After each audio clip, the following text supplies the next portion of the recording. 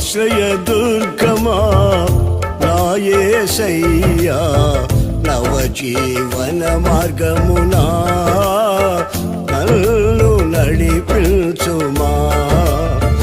ఊహించలేనే నీ కృపలేని క్షణమును కోపించుచుని వాత్సల్యము నాపై చూపినావే. ఊహించలేనే నీ కృపలేని క్షణమును కోపించుచుని వాత్సల్యము నాపై చూపినావే. ఆశ్రయదుర్గమా